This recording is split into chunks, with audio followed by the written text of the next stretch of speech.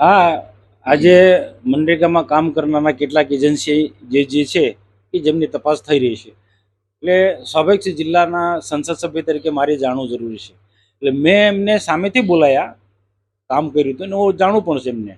મેં બોલાયા અને રાજપીપળા કરજણ રેસ્ટ હાઉસમાં, સરકારી રેસ્ટ હાઉસ છે, કરજણ રેસ્ટ હાઉસને સરકારી રેસ્ટ હાઉસ છે ગુજરાત રાજ્ય સરકારનું. એમાં મેં એમના એક પ્રતિનિધિ હતા, એમને બોલાયા 1 મહિના પહેલાં. ને એમને પૂછ્યું, ભાઈ સાચી વાત તમે કહો, જે છે તે તમે કહો, કે આ કઈ રીતના શું છે. મને બહુ સ્પષ્ટ કહ્યું કે એમણે આ બધું સેટિંગ ગાંધીનગર લેવલથી હોય છે. ગાંધીનગરમાં બેઠેલા ગ્રામ વિકાસ વિભાગના જે પણ જવાબદાર લોકો હોય, કમિશનર હોય કે પછી મંત્રી હોય, આ બધા લોકોનું બધાનું સેટિંગ હોય છે. એજન્સીને કામ મળે ત્યાં સુધી સેટિંગ હોય છે. અને ત્યાર પછી જિલ્લા વિકાસ અધિકારી હશે કે પછી ડીઆરડી નિયામક છે કે તાલુકાના અધિકારીઓ, આમાં બધા ઇન્વોલ્વ હોય.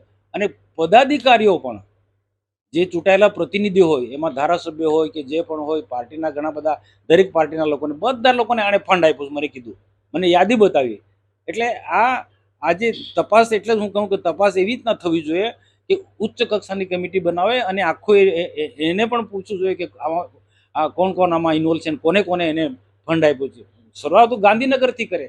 ગાંધીનગરના દૂધે ધોયેલા નથી. તપાસ તો આપી દેશે, પણ પોતે પોતાના દેવા તળે અંધારું એ જોતા નથી. એજન્સીઓને મેં બોલાયા હતા, જે અલગ અલગ રીતના બોલાયા હતા. અને જે તપાસ થઈ રહી છે, જલારાય એજન્સી માણસને પણ મેં બોલાયો હતો. અને કરજણ રેસ્ટ હાઉસમાં જાહેરમાં ખુલ્લી જગ્યામાં બોલાયો હતો. અને મેં પૂછ્યું, જે મને કીધું એનું બહુ બધું કે જે તપાસ બધા મીડિયામાં બધા મોટી મોટી વાતો કરે, એ લોકોને બી હપ્તા મળ્યા છે. ટકા એમને પણ બધાને મળ્યા છે, કોઈ બાકી નથી. ભાજપ વાળો હોય, કોંગ્રેસ વાળો હોય, આમ આદમી પાર્ટી હોય કે બીજા કોઈ બી હોય, કોઈ બાકી નથી. એની પાસે આખી યાદી છે. એ તો એનો વિષય, મને તો કીધું, મને તો ખબર છે કોણ છે તે. જ્યાં હું તો એકદમ મારે હું શું કામ, એમનો વિષય એ કે જે મને માહિતી આપી બધી. મને કીધું, મને એવું કીધું કે ત્યાં ગાંધીનગરમાં મંત્રીઓને કેટલા આપ્યા, સચિવોને કેટલા આપ્યા, કમિશનરને કેટલા આપ્યા, ડીડીઓને કેટલા આપ્યા છે.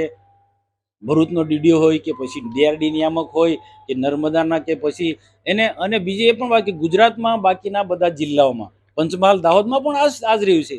ત્યાં એણે એવું કીધું કે સ્વર્ણિમ જે એજન્સી છે એનો કેમ તપાસ થતો નથી.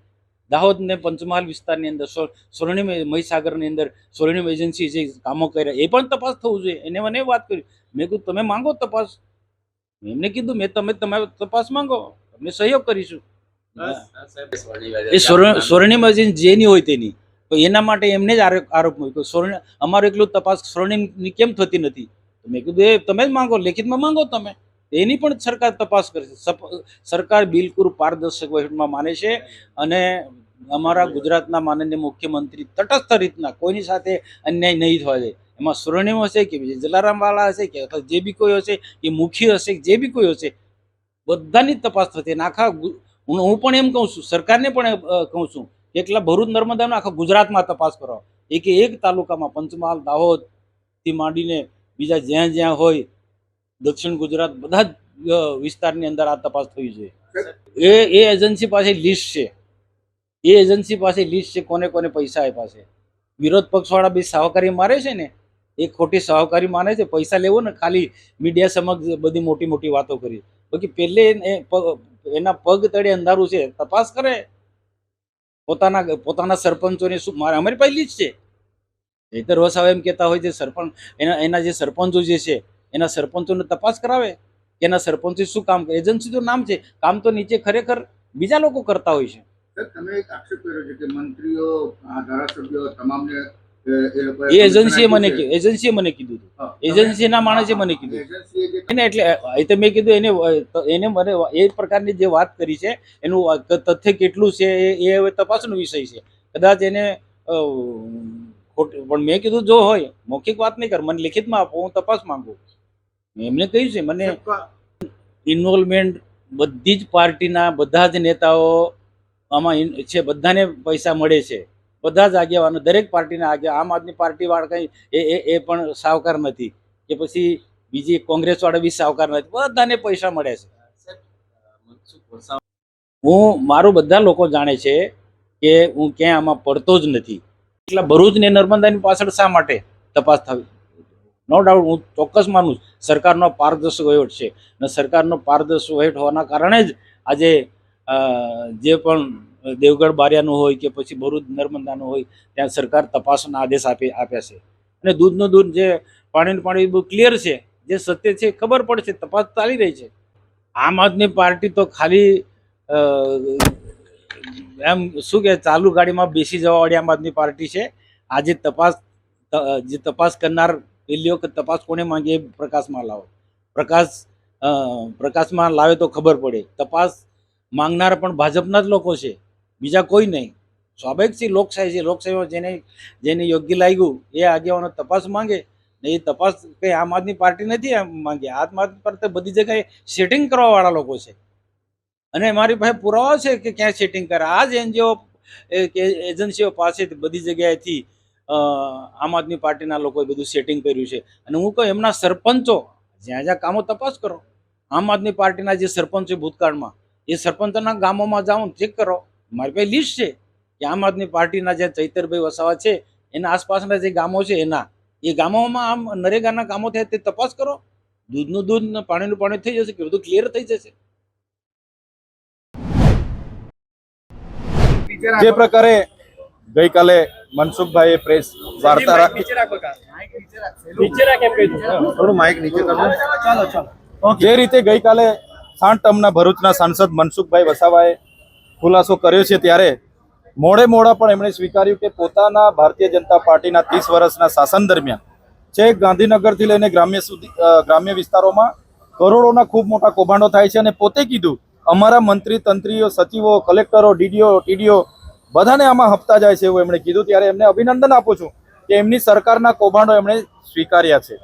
બીજું, મહિના પહેલા જ્યારે મેં આ કૌભાંડની વાત પ્રેસ વાર્તા રાખીને કરી, આ જ મનસુખ વસાવાએ આવું કોઈ કૌભાંડ નથી થયું, આવી કોઈ જગ્યાએ મનરેગામાં કૌભાંડ એવું એમણે એમનો બચાવ કર્યો હતો. પણ જે પ્રકારે કૌભાંડ મટીરિયલ પૂરું પાડવાના નામે થયું છે, કોઈ પણ એજન્સીએ મટીરિયલ પૂરું નથી પાડ્યું, ત્યારે એમાં માત્ર સીટની રચના કરીને જ નહીં પણ એમાં સીબીઆઈ, ઈડી અને જીએસટી વિભાગને પણ સાથે રાખવા પડશે. કેમ કે જે મટીરિયલ નાખવાના નામે કરોડો રૂપિયા બિલો ગયા છે, એક પણ જગ્યાએ રેતી, કપચી, સિમેન્ટ કે સળિયા નાખ્યા નથી. કોઈ પણ સરકારમાં જીએસટી કે રોયલ્ટી ભરી નથી. અને એક એપી સેન્ટર બનાવીને બારોબાર કરોડો રૂપિયા એમના એકાઉન્ટમાં જમા થયા છે. જે પણ એકાઉન્ટમાં જમા થયા છે એનો વ્યવહાર કોની સાથે થયો છે એની પણ તપાસ થાય એવી અમારી માંગણી છે. સાથે સાથે અમે દાદાના બુલડોઝર જ્યારે નાના ગુનાઓમાં જે લોકો સપડાય છે એમના ઘરે પહોંચી જાય છે, એમના ઘરબાર તોડી નાખવામાં આવે છે, ત્યારે દાદાના બુલડોઝરનો પાવર બતાવવા માટે આ સમય છે. ગૃહમંત્રીશ્રીને પણ કહેવા માંગુ છું, એ લોકો કહેતા હોય છે કે અમે કોઈ પણ ચમરબંધીને નહીં છોડીએ, તો આ અવસર એમની ચમરબંધીને ન છોડવા માટેનો ઝીરો ભ્રષ્ટાચાર સાબિત કરવાનો છે. ત્યારે આ તમામ આરોપીઓ, મંત્રી હોય, તંત્રી હોય, એમના ધારાસભ્ય, એમના સાંસદો હોય, એમના સંગઠનના માણસ હોય, બધાના નામ બહાર આવે એવા છે. તો તપાસ કરીને નામ બહાર લાવો અને એમના ઘરે પણ બુલડોઝર મોકલો એવી હું સરકારશ્રીને વિનંતી કરું છું. કોણ લાગે છે, બીજા કયા લોકો સંકળાયેલા છે? જે પ્રકારે કૌભાંડ થયું છે એમાં મંત્રીઓથી લઈને ડીડીઓ, ટીડીઓ, કલેક્ટરો, એમના પ્રોજેક્ટ ડાયરેક્ટરો, તમામ લોકોના નામ બહાર આવે એવા છે.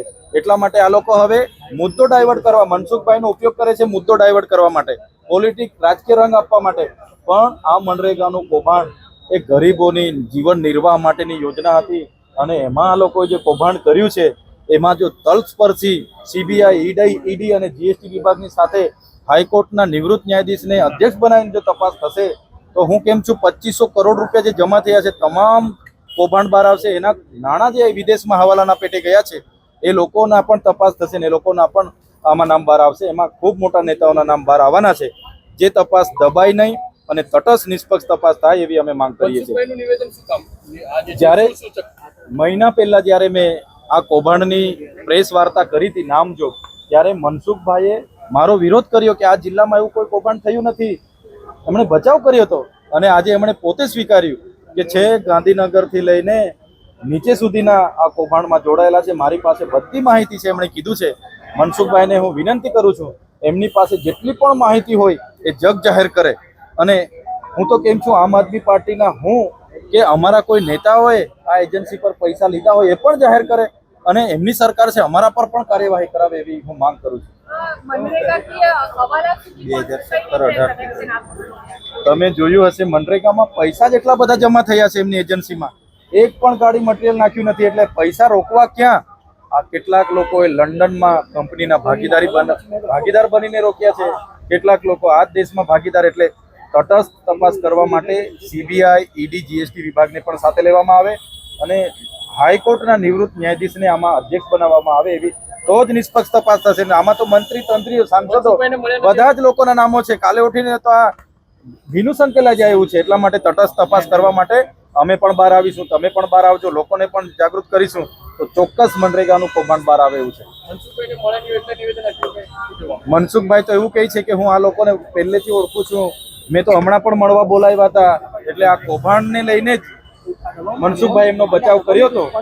આજે જ્યારે નારાજગી બહાર આવી છે, એટલે મને લાગે છે ભૂતકાળમાં મનસુખભાઈ ધારીકેડા સુગર પર બેહીને ઘણી મીઠાઈઓ પણ ખાધી છે, એ લોકોની ઘણી મીઠી કેરીઓ પણ ખાધી છે, પણ કદાચ ક્યાંક ખટકાયું હશે એટલે મનસુખભાઈ કાલે આકસ્મિક બહાર આવીને આટલા 1 મહિનાથી ચાલે છે. મનસુખભાઈનું નિવેદન નહોતું, પણ કાલે આકસ્મિક બહાર આવ્યા છે.